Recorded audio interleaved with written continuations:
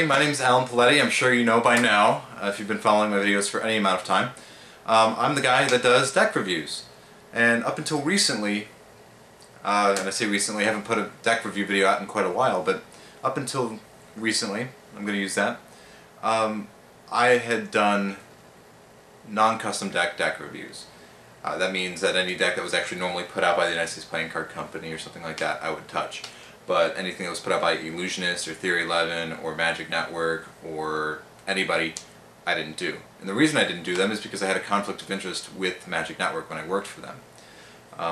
It would be kind of strange for me to, or at least they felt that it would be strange for me to review decks that were their competitors' decks. Now, since I've actually moved over to Volta Seppi, it's been kind of neat because it's been a little bit of a shift in the way that we do things. This is a company for magicians, and I know you've heard that a million times. Basically, no BS, okay? Yeah, we like to make money. Everybody likes to make money. We all need to eat. But we're doing so in a way that we think is responsible and that perpetuates the art of magic and not damage it. So there's no problem with talking about a competitor's product or our own products in ways that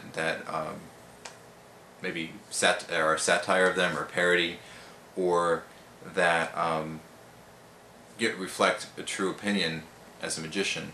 Okay, so I know that I am part of VoltaSeppi.com, that I sell cards, that I'm going to be selling DVDs and all those kinds of things, and that does appear to taint my interest. But I think you'll find out throughout the video series of custom decks that my thought process, the way that I look at these and attack these, are not have nothing to do with gearing towards pushing my sales and destroying others.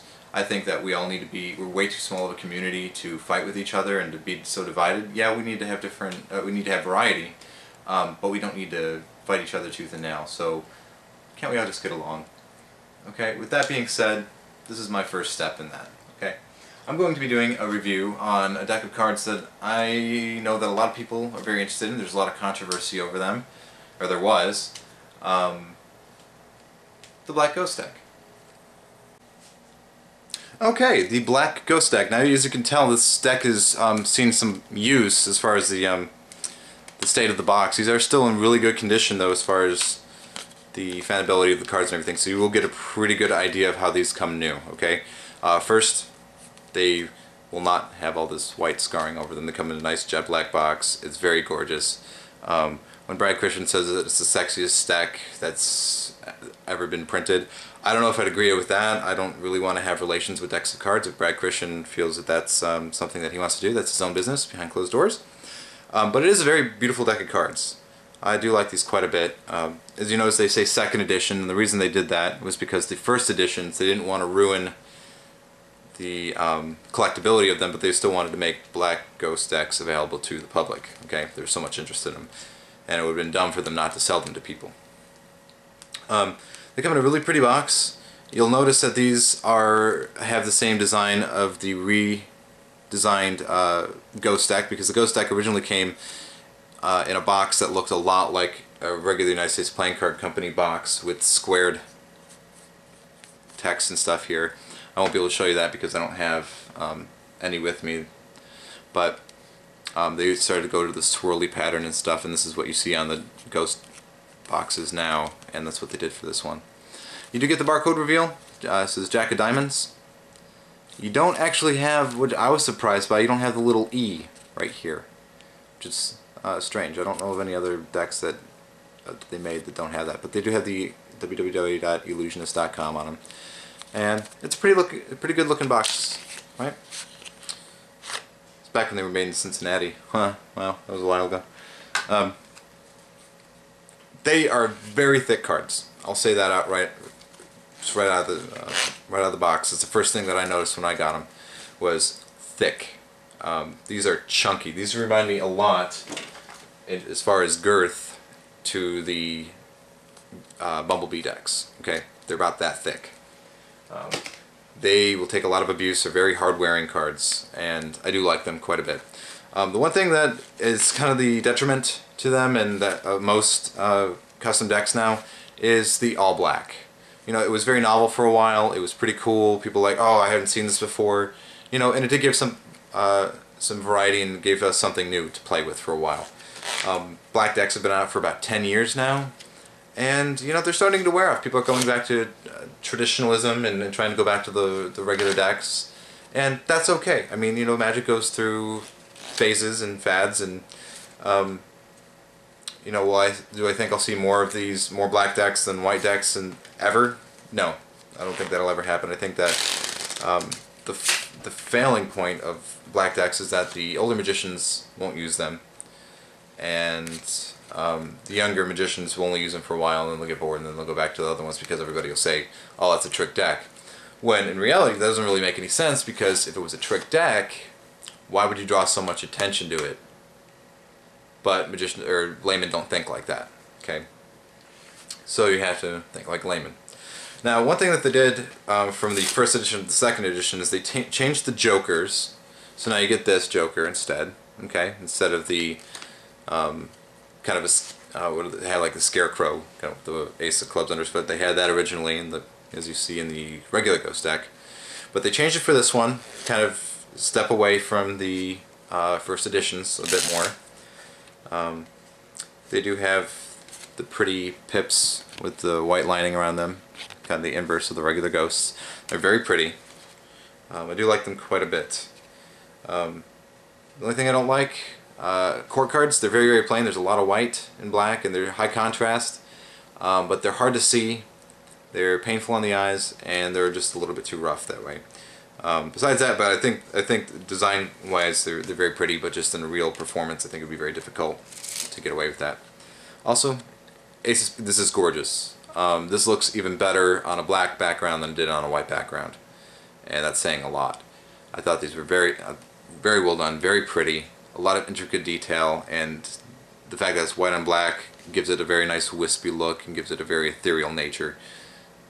They're very pretty. Okay, and I do like what they did with the ace, A inside of the spade. Well done. Okay. They handle well.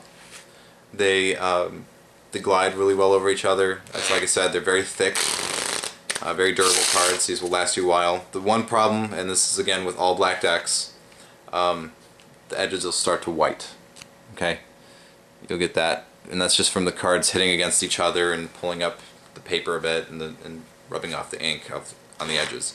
But these have stood up to quite a bit of abuse. I've actually had these for about a year and a half now, and just my collection. I don't use them every day, as you can tell, because they're still pretty new. But they're very pretty cards, and I think that Illusionists hit a home run with these. I do think, and I have to mention this because I know people are thinking about that right now, how do they compare to these, right? Well, we'll get into these in another review, but suffice to say, I think they're different enough that if you're on the fence about getting the Black Ghost or the Shadow Masters, you really can't go wrong with either. If you wanted my opinion, remember, it's all aesthetics too. If you want my opinion, I like the Shadow Masters better. Okay, just my opinion. You don't have to agree with it, but again, it all really comes down to aesthetics, because as far as card handling and durability and wear and all that kind of stuff, Illusionist does a great job, and I don't think you can go wrong with any of them. That is, if you're in the market for a black deck and you're tied between the two. So that's pretty much all I have to say. I think they're great, so go for it.